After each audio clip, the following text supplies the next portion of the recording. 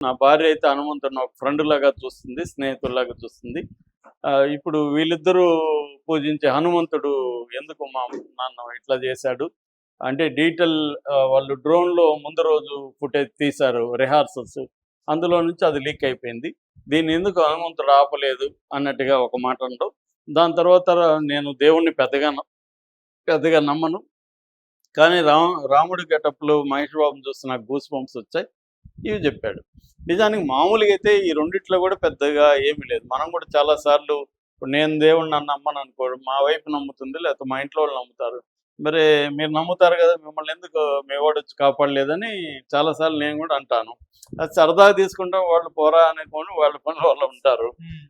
కానీ ఇక్కడేమైందంటే ఇప్పుడు పబ్లిక్ దీనివల్ల రెండోది నువ్వు రాముడి కాంటెక్స్‌లో తీస్తున్న వల్ల, మూడోది ఇక్కడ ఉన్న కాంటెక్స్ట్ ఇవాళ మన దేశంలో ఉండే కాంటెక్స్ట్ ఏందంటే ఏది పబ్లిక్‌గా ముఖ్యంగా పబ్లిక్ ఫిగర్‌లు మాట్లాడినా నోరు జాగ్రత్తగా ఒళ్ళు దగ్గర పెట్టుకొని మాట్లాడాల్సిన పరిస్థితి. ఎందుకంటే ప్రతిదీ వివాదం అయిపోతుంది. ప్రతిదానికి ఎవడో ఒక మనోభావాలు దెబ్బతినేస్తాయి.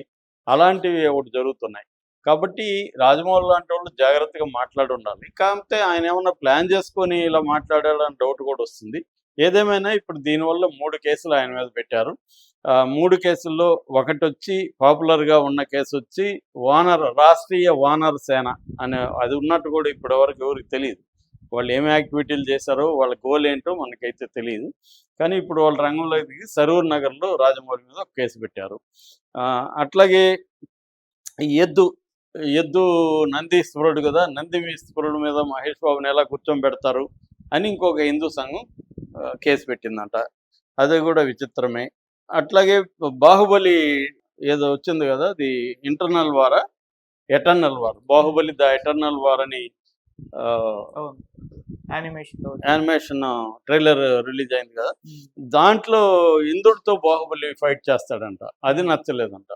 ఇది విచిత్రంగా ఉంది. ఇంద్రుడితో ఫైట్ చేసే సినిమాలు కొన్ని వందలు ఉంటాయి మనకి. ఇప్పుడు ఎందుకు వీళ్ళకి నచ్చలేదు తెలీదు. దాని మీద ఒక కేసు పెట్టారు.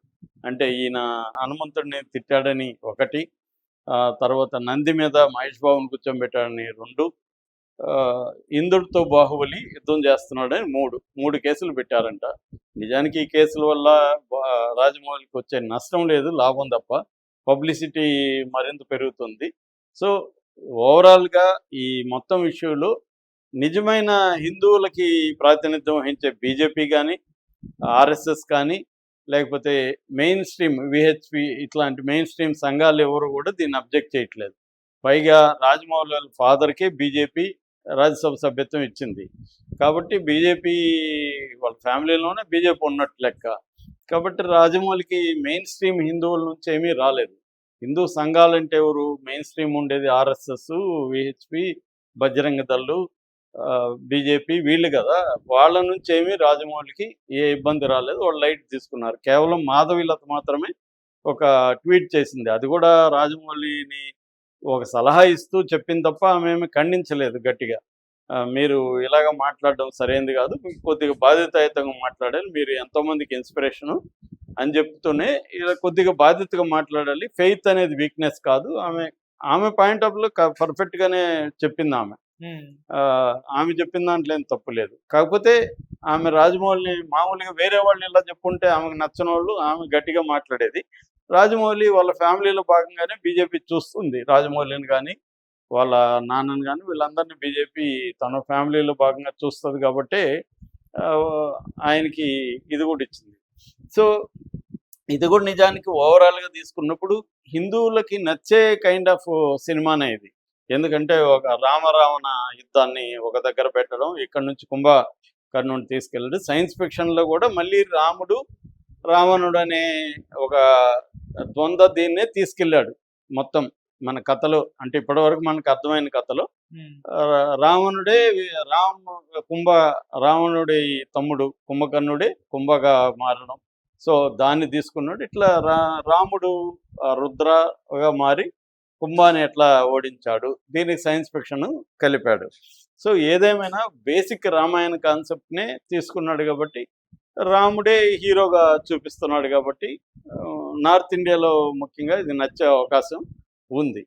సో నువ్వు ఇప్పుడు మహేష్ బాబు కాదు ఇక్కడ ఎద్దు అంటే నంది మీద కూర్చున్నది మహేష్ కాదు, రుద్రుడు సినిమాలో. కాబట్టి రుద్రుడు నంది మీద కూర్చోకుండా ఏం చేస్తాడు?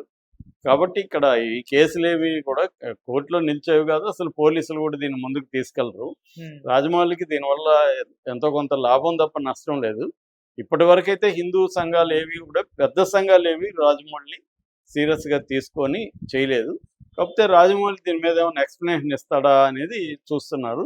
కొంత పెద్దదైతే రాజమౌళి కూడా వచ్చి ఎక్స్ప్లెనేషన్ ఇచ్చే అవకాశం. నా ఫ్రస్ట్రేషన్లో నుంచి, బాధలో నుంచి నేను ఒక హనుమంతుడి గురించి ఒక నెగిటివ్గా మాట్లాడలేదు. ఒక బాధతో, అంటే నేను చాలామంది అడుగుతారు కదా, నేను నీకు ఇన్ని పూజలు చేశాను, అన్ని పూజలు చేశాను, నువ్వు నాకెందుకు చేయలేదని. మనకి పురాణ కాలం నుంచి పాటలు అన్నీ ఉన్నాయి. రామదాసు రాముడిని తిట్టలేదా? నువ్వు ఎవడబ్బ సొమ్మని తీసుకెళ్ళావు, లేకపోతే ఎవరితో ఉన్నావు, నన్ను వదిలేసాను. భక్తులు దేవుణ్ణి తిట్టడం అనేది ఎప్పటి నుంచో మన హిందూ సంస్కృతులు, అది కూడా భాగమే. భక్తులు కూడా నిందిస్తారు దేవుళ్ళని. దేవుళ్ళకి కూడా తెలుసు భక్తులు వాళ్ళు కోరుకున్నట్టుగా జరగకపోయినప్పుడు నిందిస్తారని. కాబట్టి ఇవన్నీ హిందూ మైథాలజీలో పార్ట్ అండ్ పార్సల్. కాబట్టి విత్ ఇన్ ద హిందూ మైథాలజీలో చూసినా కూడా రాజమౌళి చేసింది ఏం తప్పు కాదు. తనకి అనుకూలంగా, ఎందుకంటే ఇద్దరు హనుమాన్ భక్తులు ఇక్కడ ఉండి మరి ఇట్లాంటిది ఎట్లా చేశారా మీరు అని వాళ్ళ భార్యని, వాళ్ళ నాన్నని నిలదీసినట్టుగా, హనుమంతుడు ఎందుకు చేయలేదని. కాబట్టి అదేమీ ఆయన్ని హనుమంతుడు నిందించినట్టు కాదు. అట్లాగే తనకి దేవుడి మీద నమ్మకం లేకపోతే నమ్మకం లేదు.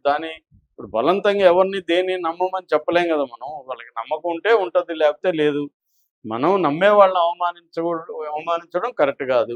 అట్లాగే నమ్మని వాళ్ళని కూడా ఫోర్స్ చేయాల్సిన అవసరం లేదు. మన రాజ్యాంగంలోనే సెక్యులరిజం అనేది ఉంది. దేవుణ్ణి నమ్మచ్చు, నమ్మకుండా ఉండే హక్కు కూడా మనకి కాన్స్టిట్యూషనే ఇచ్చింది. కాబట్టి రాజమౌళి ఏ రకంగా తప్పు చేసినట్టు కాదు, కానీ ఇవాళ ఉన్న కాంటెక్స్ట్లో ఆయన కూడా ఇంకొంత జాగ్రత్తగా ఉండాలి, ముఖ్యంగా ఇలాంటి సినిమా తీస్తున్నప్పుడు.